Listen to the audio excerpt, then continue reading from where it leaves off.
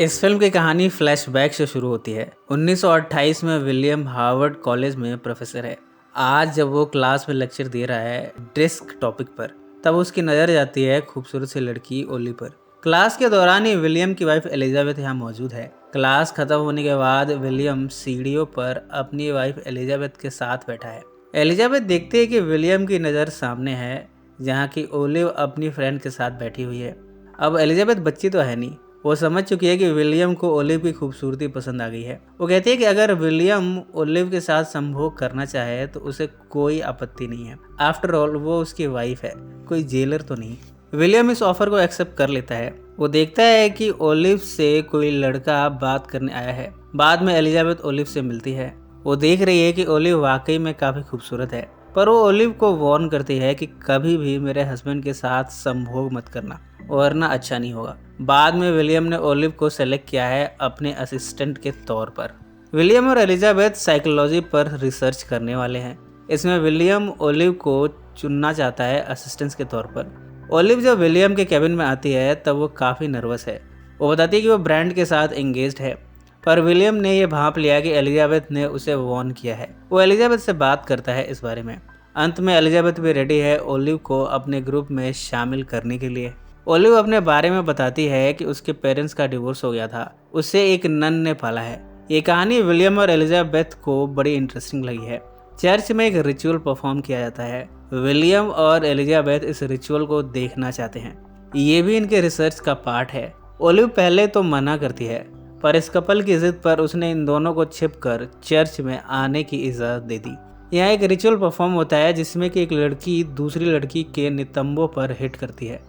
William अपनी wife के साथ छुपा इस रिचुअल को देख रहा है, जबकि ओलिव इसे परफॉर्म करने लगी है। वो अपने फ्रेंड से नहीं बताती कि इन सब रिचुअल को कोई कपल देख रहा है। ओलिव एक लड़की को उसके नितंब में हिट करती है। इसी समय विलियम के अंदर संभोग की कामना प्रबल होने लगती है। वो एलिजाबेथ के अंगों को सहलाने लगता है। अगले दिन ये तीनों अपने लैब में मिले हैं। अब ये ह्यूमन साइकोलॉजी के बारे में बात कर रहे हैं। ये तीनों आपस में बातें कर रहे हैं कि उस वक्त इन्हें कैसा लगा जब ये रिचुअल परफॉर्म हो रहा था। सबसे पहले बारी विलियम की है। वो कहता है कि जब उसने ओलिव को किसी दूसरी लड़की को हिट करते हुए देखा, तब उसके अंदर संभोग की कामना जागृत हुई। एलिजाबेथ भी इसे स्वीकार करती है कि उसे भी ये कामना जगी थी। ओलिव भी इस बात को स्वीकार करती है। अब ये तीनों अपने रिसर्च में डेवलपमेंट करते हैं।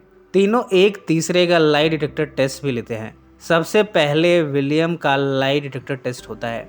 विलियम के पैर पर और उसके हार्ट पर पट्टी बांधी गई है, उससे कनेक्टेड वायर है। अगर निडल विलियम के हर जवाब पर सीधी रह जाती है तो इसका मतलब है कि वो सच बोल रहा है, पर अगर वो झूठ बोलता है तो इस केस में उसके दिल की धड़कनें बढ़ जाएंगी। इससे निडल ज़्यादा मूव करेगी और पता चल जाएगा कि विलियम झूठ बोल रहा है। विलियम से एलिजाबेथ पूछती है कि क्या वो उससे प्यार करता है। विलियम हाँ में जवाब देता है। निडल स्ट्रेट है, यानी ये सच है। एलिजाबेथ खुश है कि उसका हस्बैंड उससे प्यार करता है। एलिजाबेथ विलियम से अगला सवाल पूछती है कि क्या वो ओलिव से भी प्यार करता है। विलियम हालांकि ना कहता है, पर उसके दिल की धड़कनें बढ़ जाती हैं। निडल ने ये दिखा भी दिया।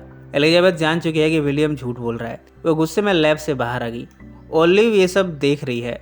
वो एलिजाबेथ को मनाने जाती है। इस दौरान वो एलिजाबेथ को किस करने लगती है। यहाँ वो दर्शाती है कि वो एलिजाबेथ को पसंद करती है। अब इन्हें अपनी रिसर्च में नया एंगल मिल गया है। ओलिव जिससे एंगेज्ड है उसका नाम ब्रांड है। उसे लिए ये नदी के किनारे पहुंचे हैं। चारों आपस में बैठे बातें कर रहे हैं। ब्रांड भाप लेता है कि ये कपल ओलिव को मैनिपुलेट कर रहा है। वो कहता है कि ओलिव उसकी होने वाली वाइफ है, वो ये सब बर्दाश्त नहीं करेगा। गुस्से में वो चला गया। ओलिव भी ब्रांड से नाराज है। वो अगले दिन इस कपल के पास पहुंची है। अब ओलिव की बारी है लाई डिटेक्टर टेस्ट की। ओलिव से पूछा गया कि वो ब्रांड से प्यार करती है। वो इसका जवाब ना में देती है। निडल भी स्ट्रेट है, यानी वो सच बोल रही है। विलियम उससे पूछता है कि क्या वो विलियम से प्यार करती है। ओलिव इसका जवाब ना में देती है, पर निडल बताती है कि वो झूठ बोल रही है। विलियम ओलिव से पूछता है कि क्या वो एलिजाबेथ से भी प्यार करती है। ओलिव इसका जवाब भी ना में ही देती है, पर निडल बताती है कि वो झूठ बोल रही है। ये कपल ये सब जानकर हैरान है कि ओलिव इन दोनों से प्यार करती है। इनके रिसर्च में ये भी शामिल हो गया है कि क्या ऐसा संभव है कि एक इंसान दो लोगों से प्यार करे। ओलिव यहाँ से जाने लगी। एलिजाबेथ उसे रोकने जाती है। इस दौरान दोनों एक दूसरे के साथ चुंबन क्रिया करने लगे। इसी समय विलियम आ गया। विलियम भी यहाँ ओलिव को किस करता है। अब इन तीनों ने ये एक्सेप्ट कर लिया है कि इन्हें एक तीसरे से प्यार है और ये इनके रिसर्च का हिस्सा बन चुका है। विलियम और उसकी वाइफ को ओलिव जान से भी ज़्यादा अजीज है। भला ऐसा कैसे संभव है? पर अपने रिसर्च के तहत ये अपने आप को संभोग के लिए ड्रेसअप करते हैं। विलियम ओलिव के साथ धुआंधार संभोग करता है। बाद में एलिजाबेथ भी ओलिव के साथ संभोग करती है। धीरे धीरे ये तीनों अपने रिसर्च में आगे बढ़ने लगे हैं। क्लास के दौरान भी तीनों के चेहरे पर मुस्कान रहती है। हर क्लास के बाद अब तीनों आपस में संभोग करते हैं। एक दिन ओलिव से मिलने उसका फियोंसे ब्रांट आया है। वो कहता है कि वो ओलिव को इन दोनों से दूर ले जाना चाहता है। ओलिव यहाँ रिंग वापस कर देती है, यानी उसने अब ये रिश्ता तोड़ दिया है। उसको अब एलिजाबेथ और विलियम का साथ ही पसंद है। पर एक बैड न्यूज़ है, विलियम और एलिजाबेथ को उनकी हरकतों की वजह से फायर कर दिया गया है, यानी अब दोनों बेरोजगार हो गए हैं। ओलिव अभी भी कॉलेज में है पर वो काफ़ी इमोशनल है। वो इन दोनों से दूर नहीं जाना चाहती, जबकि एलिजाबेथ और विलियम ये कॉलेज छोड़कर जा रहे हैं। जाने से पहले विलियम कहता है कि वो इन दोनों के साथ ही रहना चाहता है, पर एलिजाबेथ कहती है कि ये कैसे संभव है। वो कहती है कि हम तीनों की शादी तो हो नहीं सकती क्योंकि ये लॉ के अगेंस्ट है, और वैसे भी अब हम करेंगे क्या? रिसर्च कैसे आगे बढ़ेगी? हमारे पास पैसे नहीं है और ना ही रोजगार है। प्रेजेंट में विलियम बैठा हुआ कुछ लोगों के सवालों के जवाब दे रहा है। ये लोग कौन है ये हमें कहानी में आगे पता चलेगा। कहानी फिर से फ्लैशबैक में जाती है। ओलिव इस कपल से बताती है कि वो प्रेग्नेंट है, यानी एलिजाबेथ और विलियम अब ओलिव को छोड़कर नहीं जा सकते। इन तीनों ने ही कॉलेज को अब छोड़ दिया है। अब तीनों साथ में रहते हैं, अपने एक्सपेरिमेंट को पर्सनल लेवल पर ही रखेंगे। विलियम और एलिजाबेथ जॉब ढूंढना शुरू करते हैं। हर जगह से इन्हें रिजेक्शन मिलती है। विलियम ने ऑथर के तौर पर पैसे कमाने शुरू किए हैं। एलिजाबेथ ने एक सेक्रेटरी के तौर पर काम किया है। इस तरह घर का खर्चा निकल जाता है। कुछ समय के बाद ओलिव ने एक बच्चे को जन्म दिया। कहानी जब 1934 में आती है तब तक ओलिव के 2 बेटे हो चुके हैं, जबकि एलिजाबेथ ने एक लड़का और एक लड़की को जन्म दिया है। ओलिव का काम है घर पर रहकर बच्चों की देखभाल करना, घर की देखरेख करना, जबकि विलियम और एलिजाबेथ अपने अपने प्रोफेशन से पैसे कमा लेते हैं। एलिजाबेथ ने अपनी डॉटर का नाम भी ओलिव ही रखा है। तीनों आपस में एक तीसरे से बेहद प्रेम करते हैं, आपस में संभोग करते हैं और इन सब के बारे में लिखते रहते हैं।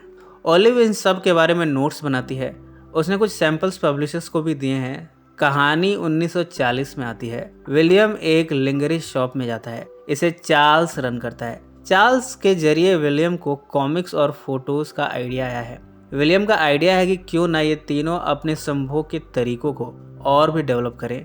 अलग अलग पोजीशंस, अलग अलग आउटफिट और फिर रोल प्ले, इन सब की फोटोज और कॉमिक्स के जरिए इसे सेल करें। ओलिव सबसे पहले इस आउटफिट को ट्राई करती है। एलिजाबेथ को ये सब पसंद नहीं। वो ओलिव को पसंद करती है, पर ओलिव कहती है कि उसे इन सब से कोई एतराज़ नहीं है। इस तरह ओलिव यह आउटफिट ट्राई करती है। अब इन तीनों ने इस तरह के कॉस्ट्यूम में संभोग करना शुरू किया है। इसकी एक कॉमिक बनाने लगे हैं, पर इसके बिकवाने के लिए विलियम को किसी बड़ी हस्ती का साथ चाहिए। वो मैक्स आइंस से मुलाकात करता है। पहले तो मैक्स विलियम को भाव नहीं देता, पर अल्टीमेटली उसे ये आइडिया पसंद आया। वो नाम भी सजेस्ट करता है, wonder woman. Wonder woman comic superhit हो गई है। पब्लिक ने इसे हाथों हाथ खरीदा। इनके पास अब अच्छा खासा पैसा हो गया है। पर एक दिन कहानी उल्टी पड़ गई। ये तीनों इन आउटफिट में संभोग कर रहे थे कि इनके नेबर ने इन्हें देख लिया। ये बात अब यहाँ आसपास फैल गई है। इन तीनों के बच्चों पर अटैक होने लगे हैं। अपने नेबर से ये लड़ने भी गए। यहाँ विलियम की अपने नेबर से अच्छी खासी लड़ाई हो गई। पर इन सब से इतना स्ट्रेस हो गया कि एलिजाबेथ को लग रहा है कि इन्हें नॉर्मल लाइफ ही जीनी चाहिए, वरना ये दुनिया इन्हें और इनके बच्चों को जीने नहीं देगी। एलिजाबेथ ओलिव से कहती है कि उसे यहाँ से चले जाना चाहिए। ओलिव यहाँ खूब रोती है, पर अंत में वो बच्चों के लिए चली गई। विलियम ओलिव को रोकने की भरपूर कोशिशें करता है, पर अब वो नहीं रुकने वाली। अब इस घर में विलियम और एलिजाबेथ सुनसान जिंदगी जी रहे हैं। इधर इस कॉमिक वंडर वुमन को भी लोग क्रिटिसाइज करने लगे हैं। लोगों ने इस कॉमिक को अश्लील करार दिया है। अब इसकी कॉपियां जलाई जाने लगी हैं। सबको ये कॉमिक सोसाइटी पर धब्बा जान पड़ता है। प्रेजेंट में विलियम को टेस्टिमनी के लिए बुलाया गया है, पर यहाँ विलियम कहता है कि आप लोग कौन होते हैं मुझे जज करने वाले? मैंने कोई क्राइम नहीं किया। जब वो यहाँ से जाने लगा तभी वो सीढ़ियों पर गिर गया। उसे हॉस्पिटल लाया गया है। उसे कैंसर है। विलियम को बार बार ओलिव की याद आती है। वो उसे मिलना चाहता है। एलिजाबेथ विलियम की एक ख्वाहिश पूरी करती है। ओलिव विलियम से मिलने आती है। उसे देखने के बाद विलियम अब ठीक होने लगा है, बेड से उठकर चलने लगा है। ओलिव को बुलाकर वो एलिजाबेथ से कहता है कि तुम अभी भी ओलिव से प्यार करती हो। पहले तो एलिजाबेथ इससे इनकार करती है, पर इमोशनल होते हुए वो स्वीकार करती है कि उसने हमेशा ओलिव को मिस किया है, पर ओलिव वापस आने से इनकार कर रही है। यहाँ विलियम और एलिजाबेथ नीज पर बैठकर ओलिव से रिक्वेस्ट करते हैं कि ओलिव इन दोनों को माफ़ कर दे। अंत में ओलिव ने इन दोनों को क्षमा कर ही दिया। इसके बाद इन तीनों ने अपने बच्चों के साथ फिर से रहना शुरू कर दिया। इन्होंने एक साथ मिलकर सोसाइटी का सामना किया। कुछ मुश्किलात आई पर इन्होंने इन्हें झेल लिया। एंड में 1947 में कैंसर की वजह से विलियम की डेथ हो गई। इसके बाद भी ओलिव और एलिजाबेथ साथ में रहीं। इन्होंने अगले 38 साल साथ में बिताए। 1985 में ओलिव भी एलिजाबेथ को छोड़ गई। एलिजाबेथ ने उम्र का 100वां साल पार किया। इन सब के दौरान एलिजाबेथ ने इस कॉमिक को मरने नहीं दिया। विलियम जब मर गया तब एलिजाबेथ ने वंडर वुमेन कॉमिक से संभोग की इमेजेस हटवा दी और वंडर वुमेन को एक पावरफुल वुमेन के तौर पर प्रदर्शित किया। बाद में सबने इस कॉमिक को पावरफुल वुमेन के तौर पर एक्सेप्ट कर लिया। यह मैगजीन बाद में फीमेल एम्पावरमेंट का सिंबल बन गया। इसी के साथ ये फिल्म समाप्त हो जाती है। ये कहानी अमेरिकन हिस्ट्री की रियल स्टोरी है जिसे अमेरिकन्स आज भी याद करते हैं। सो फ्रेंड्स, फिर मिलेंगे ज़िंदगी के किसी नए मोड़ पर।